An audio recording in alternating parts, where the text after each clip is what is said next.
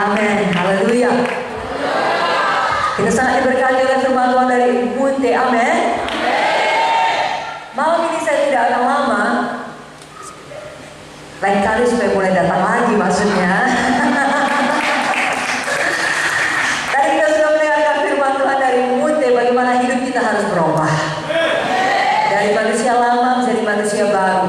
Tuhan Yesus adalah juru selamat kita, dan juga Tuhan Yesus membebaskan kita.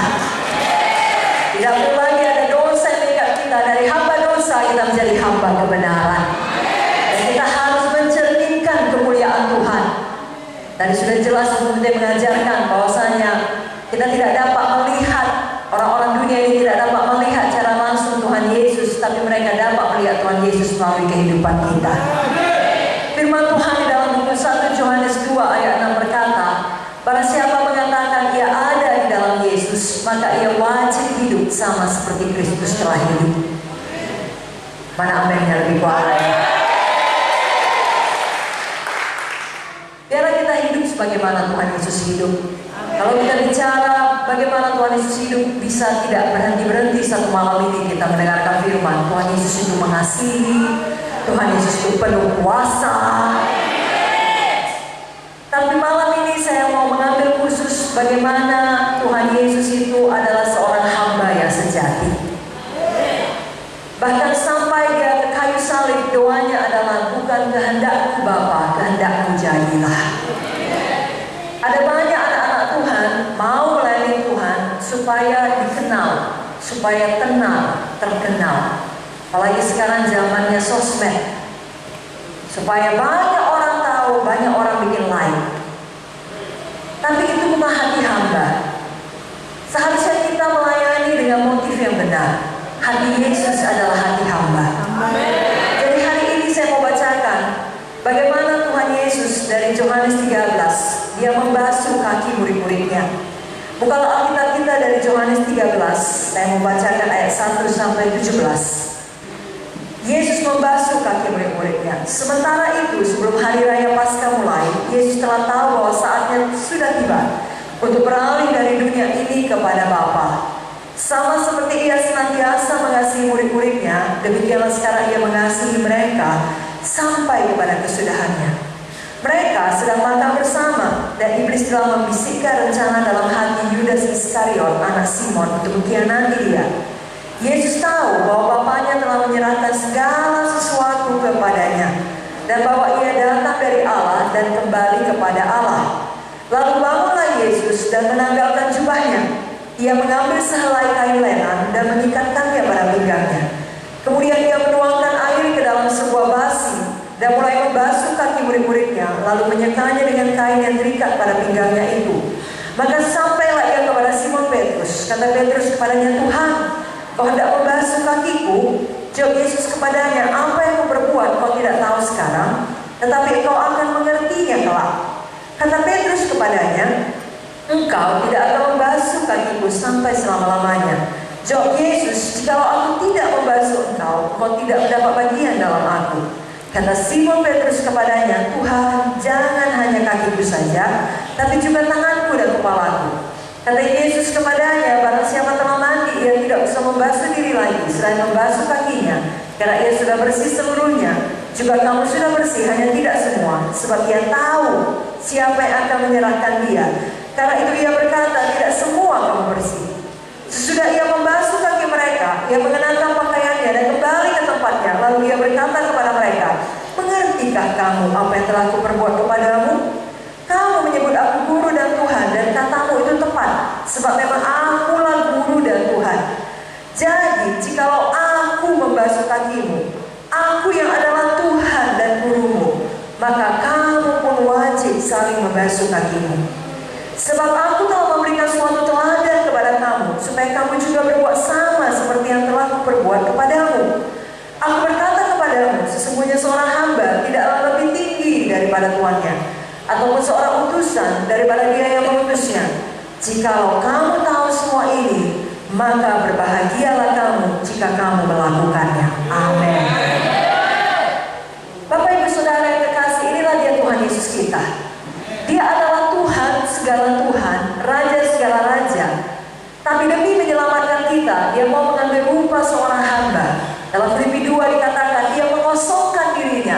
menjadi seorang manusia, lalu mati di kayu salib demi menebus dosa-dosa kita.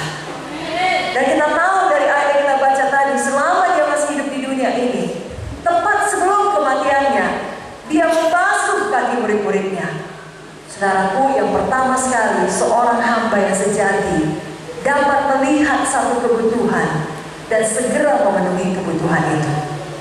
Dari Alkitab yang kita baca barusan, sebenarnya tidak ada dituliskan kalau ada murid-muridnya mengeluhkan keadaan di mana tidak ada orang yang membasuh kaki mereka, seperti ada istiadat yang berlaku pada zaman itu. Karena itu adalah tugas pelayan rendahan, tugas seorang hamba yang paling bawah, yakni untuk membersihkan kaki yang kotor. Itu adalah custom, adat pada waktu itu. Tetapi mereka ya tidak begitu peduli, tidak ada ya sudah. Namun Yesus sebagai hamba sejati dapat melihat adanya kebutuhan itu. Dia dapat melihat kaki murid-murid yang kotor. Dia dapat melihat satu kebutuhan dan dia rela memenuhi kebutuhan itu. Saudaraku, tadi mungkin dia sudah mengajarkan, marilah kita semua mengambil bagian kita di dalam tubuh Kristus. Bagaimana kita bisa mengambil bagian kita dalam tubuh Kristus? Kita punya hati seorang hamba. Kita dapat melihat ada satu kebutuhan dan kita mau mengerjakannya. Kita rela mengerjakannya. Bagaimana kita bisa punya hati seperti itu? Dalam buku Filipi 2 dikatakan, itu hanya dapat kita lakukan kalau kita tidak sibuk memikirkan diri sendiri saja, tetapi kita memikirkan orang lain.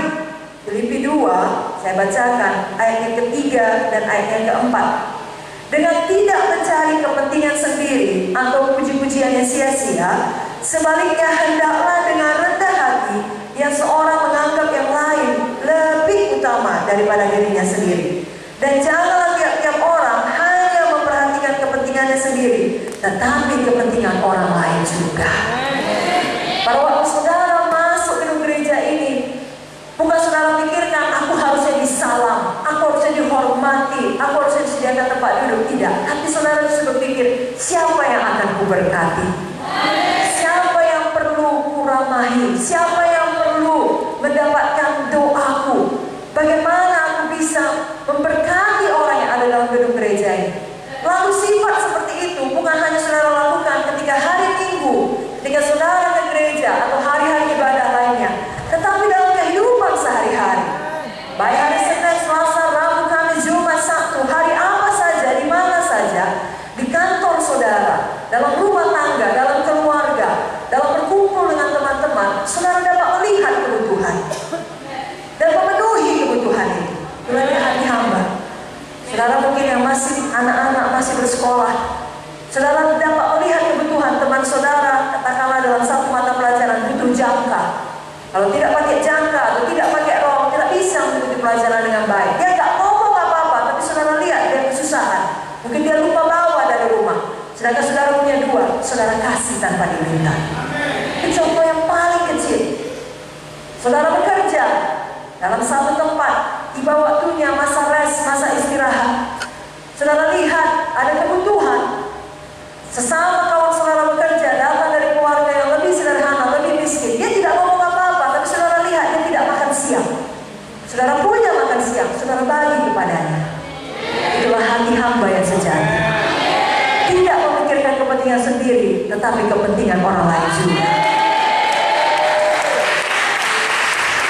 Kalau itu kita lakukan tiap-tiap hari, saya yakin gereja ini akan berganda-ganda.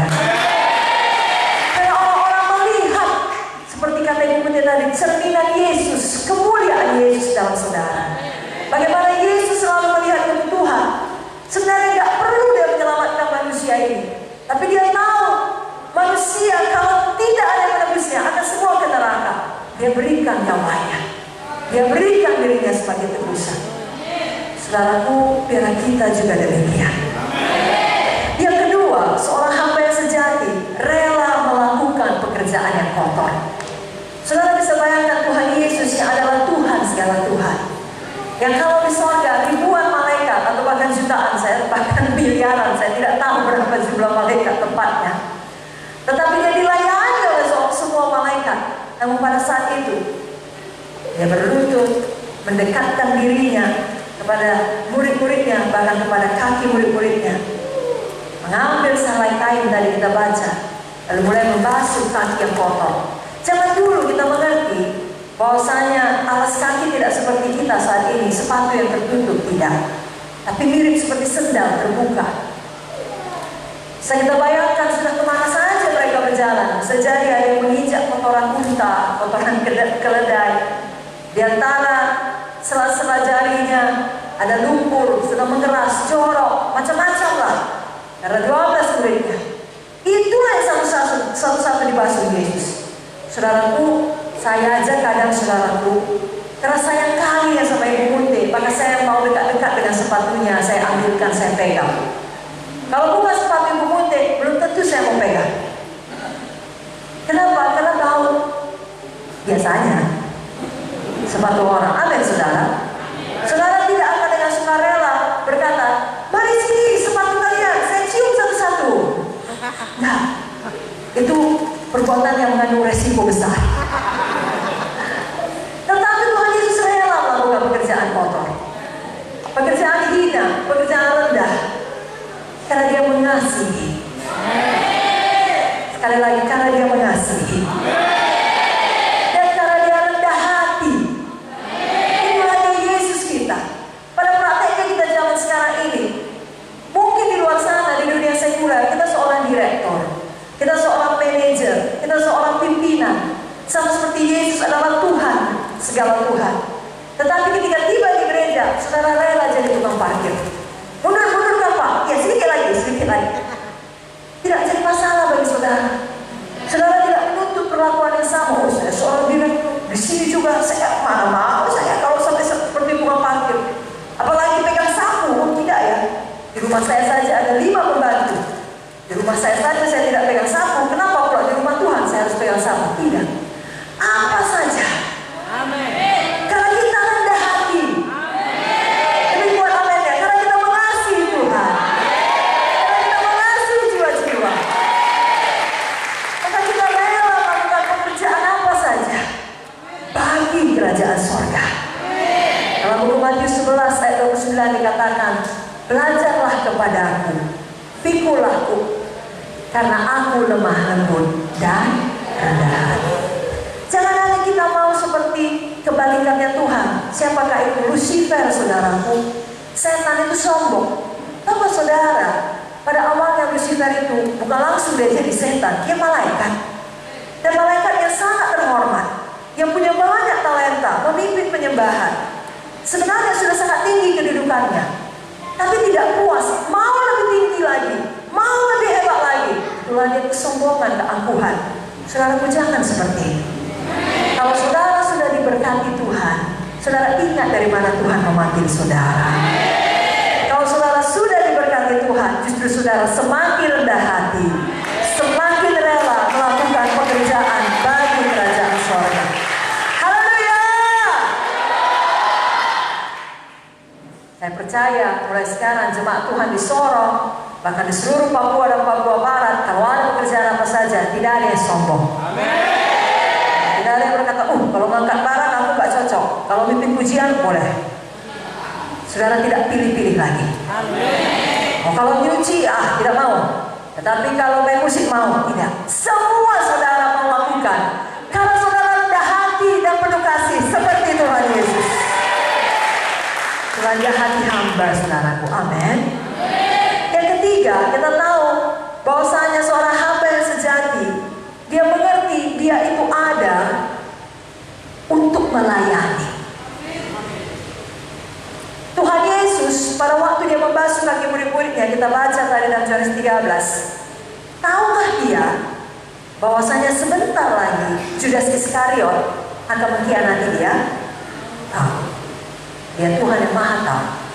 Tapi dia tidak membiarkan itu sebagai halangan bagi dia untuk melayani Judas Iskariot. Dia tidak, sini Simon kubasuh, sini Andreas kubasuh, tiba Judas, tidak usah, kau sebentar lagi mau mengkhianat di sana. Aku tak mau melayani kau. Ayo selanjutnya yang lain. Tidak, saudara. Kita juga demikian. Kita hidup di dunia ini, kita mau melayani. Gak ada yang namanya pelayanan sempurna.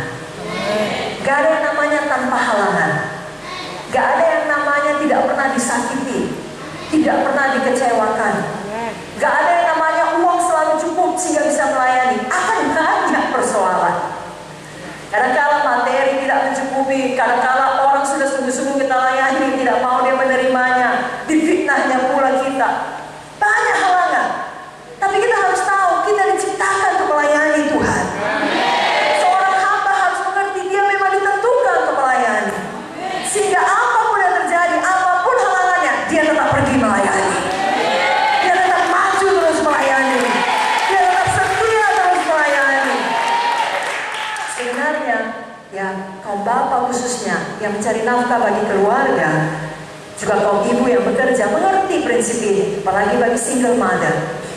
Mau berapa berat pun, kalau namanya harus cari uang untuk anak, semua dikerjain. Gak senang pun dengan pekerjaan itu, demi supaya anak bisa sekolah, kan dikerjakan.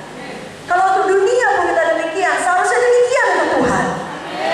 Jangan kalau ada sedikit persoalan, gak mau lagi beribadah, gak mau lagi melayani, udah sakit kali kurasa, berat kali, banyak kali tantangan, diejek, dan lain sebagainya. Saudaraku sudah harus mengerti, saya dan saudara diselamatkan Tuhan untuk menyelamatkan orang lain lagi.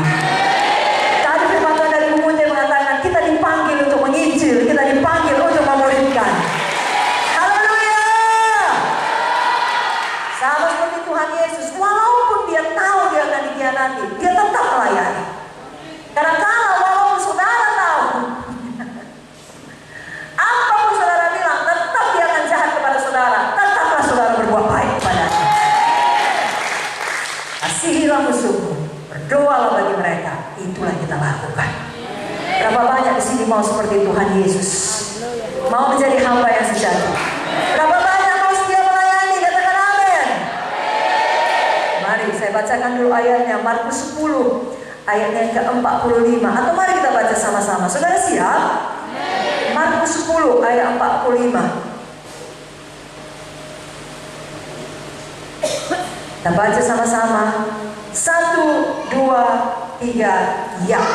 Karena anak manusia juga datang bukan untuk dilayani, melainkan untuk melayani dan untuk memberikan nyawanya menjadi tebusan bagi banyak orang. Inilah di hati hamba. Jadi datang untuk melayani, bukan untuk dilayani, dan untuk memberi nyawanya bagi tebusan banyak orang. Saya dan saudara biarlah suka memberi, suka berkorban. Memang enak dikasih hadiah, semua kita senang kalau dapat hadiah, amin.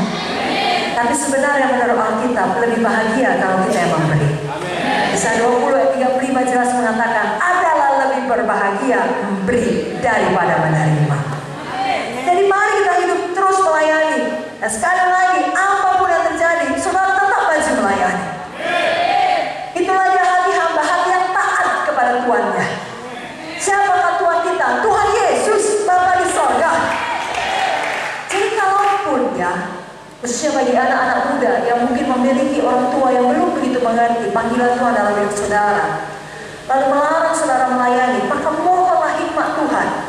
Tanpa harus melawan kehendak orang tua, tapi saudara tidak perlu berhenti melayani. Saudara jadi berkat, jadi terang. Saudara memuji orang tua, jangan kata orang tua, saya tidak boleh melayani, jadi itu halangan, saya berhenti saja. Tidak saudara, terus melayani Tuhan. Kita harus lebih taat kepada Tuhan daripada kepada siapapun dalam dunia ini. Tapi saya percaya, kalau setiap anak-anak muda yang betul-betul hidupnya menjadi berkat dan terang dalam keluarga, pasti hati orang tuanya diubahkan Tuhan. Maka orang tuanya akan ikut bersama-sama melayani Tuhan dengan dia. Haleluya! Kalaupun ada saat-saat di mana rasanya sangat berat, saudaraku, untuk taat terus melayani, tetaplah pilih taat. Semua kita tahu, kalau seseorang mau naik tingkat, khususnya dari SD ke SMP, SMP ke SMU, apalagi masuk universitas, apalagi tamat dari sarjana, harus melalui tes.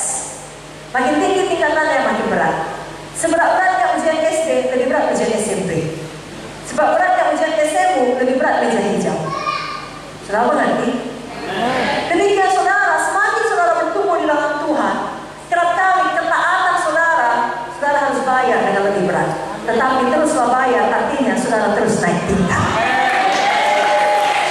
Amin saudaraku. Karena ini juga teladan Tuhan. Dia taat saudaraku. Dia tahu dia datang ke dunia ini untuk menebus nyawa kita. Tapi sampai pada saat terakhir bukan mudah. Di Taman Getsemani 3 kali dia berdoa. Begitulah Tuhan Yesus sungguh-sungguh berdoa karena sangat berat dirasakan yang taat kepada Bapa. Doanya adalah bukan kehendakku jadi Bapa, tapi kehendakmu lah yang jadi. Alkitab mengatakan peluknya menjadi darah. Ada ilmu kedokteran yang mengatakan kalau seseorang sangat stres berat, ringannya bisa menjadi darah. Tuhan Yesus menang, dia tetap taat, dia pergi ke salib. Bila saya dan saudara tetap taat, kita tahu kita ditentukan untuk melayani Tuhan sampai akhir hidup. Yang keempat, seorang hamba Tuhan yang sejati melakukan pelayanan bukan untuk mencari upah. Adakah di ayat Yohanes 13 yang kita baca tadi, begitu siap Yesus membasuh kaki murid-muridnya, sudah bersih semua, lalu dia berdiri, Simon, kakimu paling kotor, 50.000. Andreas, kalau nggak begitu kotor, diskon 25.000. Kalau tahu segini, nggak ada di charge-nya, saudara. Bahkan dia tidak berkata, bilang apa? Terima kasih dong. Mana amennya? Kerap kali setan mau membuat kita nggak lagi melayani dengan cara hati kita down, kecewa. Kita merasa nggak ada orang yang peduli pelayanan kita, nggak ada orang yang menghargai pelayanan kita, nggak ada orang yang menepuk punggung kita dan mengatakan terima kasih, dan seterusnya dan seterusnya. Jangan dengar tipu daya setan. Upah saudara adalah upah yang kekal. Saudara melayani Tuhan karena Tuhan telah terlebih dahulu melayani saudara, menyelamatkan saudara. Jangan cari pengakuan manusia, jangan cari upah manusia. Saudara terus saja melayani karena hati saudara betul-betul rela melayani karena kasih saudara kepada Tuhan. Saya bacakan Lukas 17 ayat yang ke-7 sampai 10. Bukalah Alkitab saudara juga dari Lukas pasal yang ke-17 ayat 7 sampai 10. Sebab di antara kamu yang mempunyai seorang hamba yang membaca atau mengembalakan ternak baginya akan berkata kepada hamba itu setelah ia pulang dari ladang, mari segera makan. Bukankah sebaliknya dia akan berkata kepada hamba itu, sediakanlah makananku, ikatlah pinggangmu, dan layanilah aku sampai selesai aku makan dan minum. Dan sesudah itu engkau boleh makan dan minum. Adakah ia berterima kasih kepada hamba itu karena hamba itu telah melakukan apa yang ditugaskan kepadanya? Demikian jugalah kamu.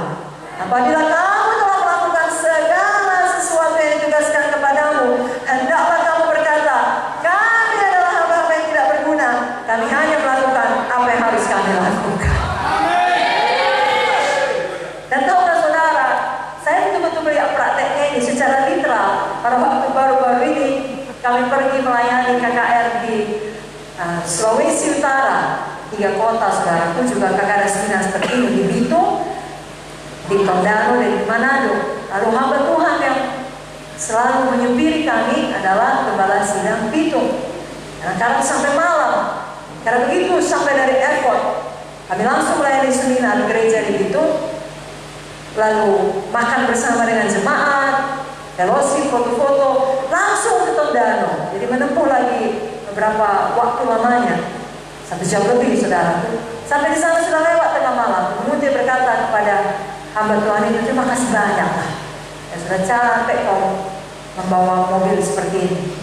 Bu, saya adalah hamba yang tidak berguna, yang hanya melakukan apa yang harus dilakukan. Tidak dibawa saudaraku, memang firman itu hidup dalam hatinya. Baginya pelayanan adalah satu kehormatan. Itulah hati yang perlu kita teladani, karena itu juga hati Yesus. Saudara melakukannya dengan motivasi yang benar. Ya, bukan demi upah berupa uang, kekayaan, ketenaran atau apa saja, tapi betul-betul karena mengasihi Tuhan. Dalam Kolose 3 ayat 23 sampai 24, saya bacakan kepada Bapak Ibu Saudara. Kolose pasal 3 ayat 23 sampai 24. Apapun juga yang kamu perbuat, perbuatlah dengan segenap hatimu, seperti untuk Tuhan dan bukan untuk manusia. Ayat 24 kita baca sama-sama, 1, 2, 3 ya. Kamu tahu bahwa dari Tuhanlah kamu akan menerima bagian yang ditentukan bagimu sebagai upah. Kristus adalah Tuhan dan kamu hambanya. Haleluya. Tahukah saudara, kalau ayat ini kita hidupin jadi rema bagi kita, apapun pekerjaan yang kita buat, kita bisa senang. Nyuci piring pun senang. Kenapa? Kita buat untuk Tuhan.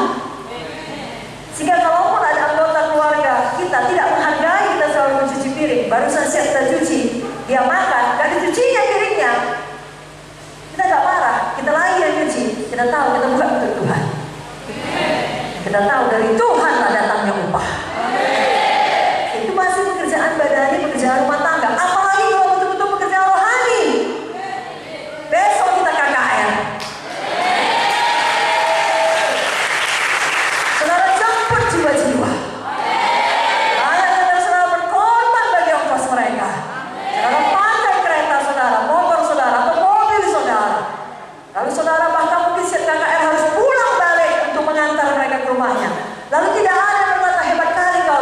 saudara ingat firman Tuhan malam ini. Saya melakukannya untuk Tuhan, bukan untuk manusia. Dari Tuhan datangnya upah. Lebih jauh lagi seperti Lukas 17 tadi, saya adalah hamba yang tidak berguna, yang hanya melakukan yang telah lakukan. Tapi tahukah saudara, Tuhan melihatnya. Amin. Sorga melihatnya. Amin. Dan Tuhan kita tidak pernah mau berhutang. Saya percaya apa saja yang kita tabur akan kita tuai dengan berlipat kali ganda. Tapi motivasi hati kita bukan supaya ini kita tabur biar tuai berlipat ganda. Enggak terpikir pun itu. Hati kita adalah memang kita suka menabur, kita suka memberi, kita suka melayani.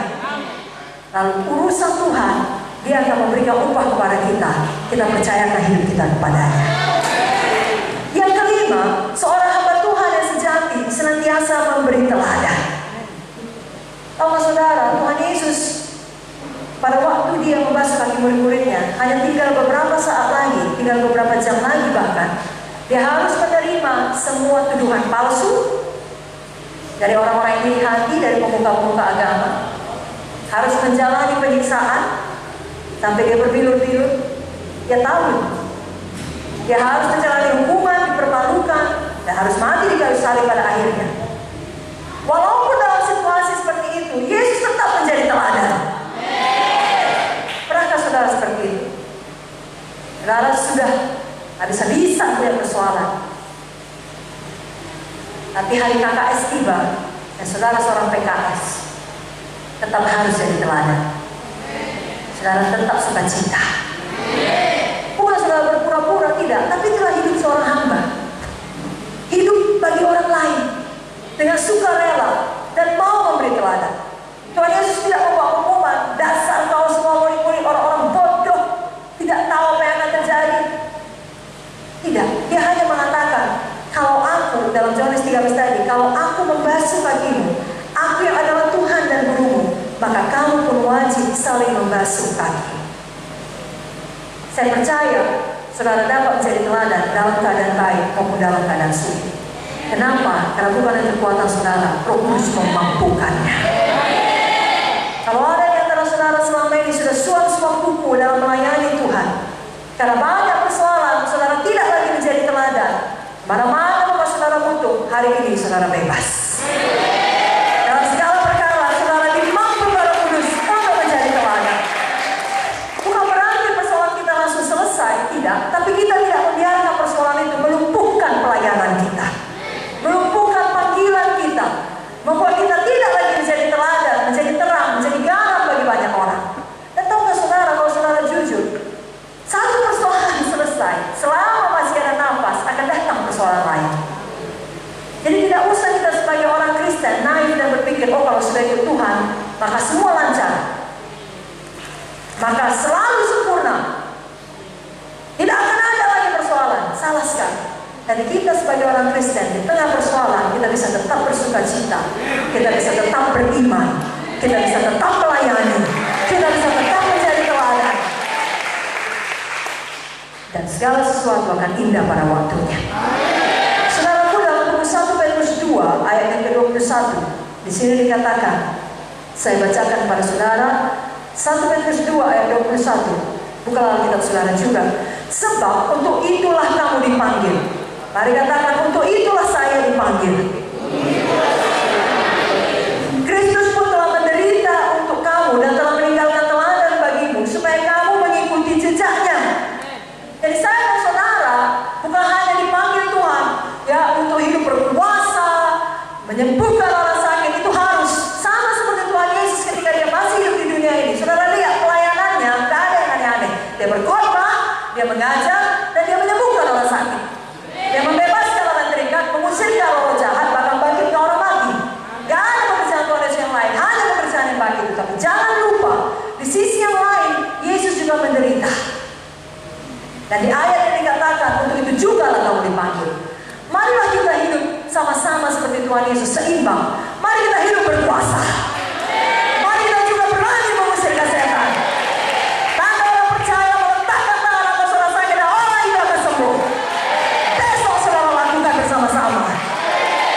Di sisi lain dalam proses kehidupan ini, ketika penderitaan datang, kita tidak berkata, kenapa menderita? Bukan karena aku sudah Tuhan? Tidak. Kita berkata, berbahagialah orang yang dianiaya oleh karena Kristus.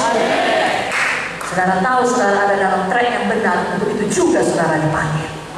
Sama seperti Kristus hidup di dunia, demikian juga saudara hidup. Saudara tidak takut menderita, saudara tetap menjadi teladan. Ayat yang terakhir kita baca dari 1 Timotius 4 ayat 12. Mari buka Alkitab saudara. 1 Timotius 4 ayat yang ke-12. Kita baca sama-sama. 1, 2, 3, ya. Jangan seorang pun menganggap engkau rendah karena engkau muda. Jadilah teladan bagi orang-orang percaya dalam perkataanmu, dalam tingkah lakumu, dalam kasihmu, dalam kesetiaanmu, dan dalam kesucianmu. Saudaraku, semua kita bisa menjadi teladan. Jangan bilang, oh saya masih muda. Baik muda secara umur badani, baik muda secara umur rohani. Saya masih baru mengikut Tuhan. Oh saya bukan PKS, saya bukan gembala sidang, saya bukan pelayan. Siapapun kita, firman Tuhan berkata, jangan seorang pun menganggap kita rendah karena kita muda. Biarlah kita semua menjadi teladan. Di tempat manapun Tuhan menanam saudara, saudara bisa mekar dan bertumbuh. Saudara jadi teladan di situ, di seluruh Papua ini, di seluruh Papua Barat. Saudara jadi teladan dalam perkataan saudara, dalam tingkah laku saudara, dalam kasih saudara, dalam kesetiaan saudara, dalam kesucian saudara. Sekali lagi, bukan dengan kekuatan sendiri, tetapi dengan kekuatan Roh Kudus. Malam ini semua saudara penuh Roh Kudus.